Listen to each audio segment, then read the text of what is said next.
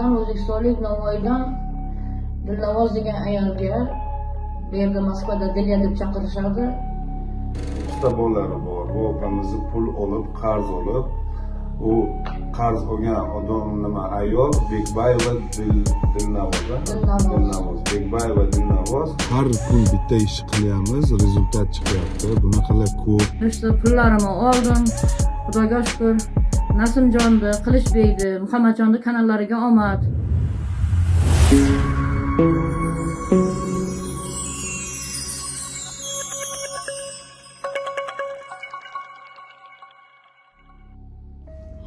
Assalomu alaykum hammaga. Aka-ukalar, bu Husan akamiz, bilasizlar. Biz hozir mana har kun bitta ish qilyapmiz, rezultat chiqyapti. Bunaqalar ko'p. Moskvada, Rossiyada bizga bitta opamiz ham murojaat qiluvdilar. Endi hamma ham mana shunaqa qilib video chiqarib, mana rahmat deyolmaydi, lekin o'sha video qilib berib bizga rahmat deganni biz mana sizlarga qo'yib beryapmiz.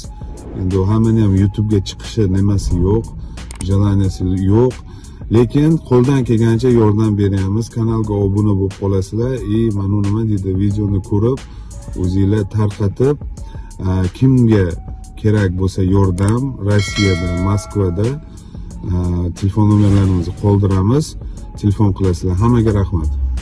Assalomu alaykum. Muhammadjonni kanalining obunachilari.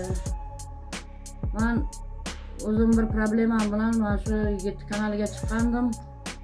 Olmayotgan pulim bor o'rtasidan. O'sha ishimni hal qilib berishdi, pullarimni oldim. Xudoga shukr. Nasimjonni, Qilichbekni, Muhammadjonni kanallariga omad. Musofirda yurgan har bir opa-ukalar, aka-singillar, o'shalarda hammasiga yordam berayotgan mana shu bloger bolalarimizni omadi chopsin hamma vaqt. Ilohim musofirlar vaqtiga sog' salomat bo'lishsin.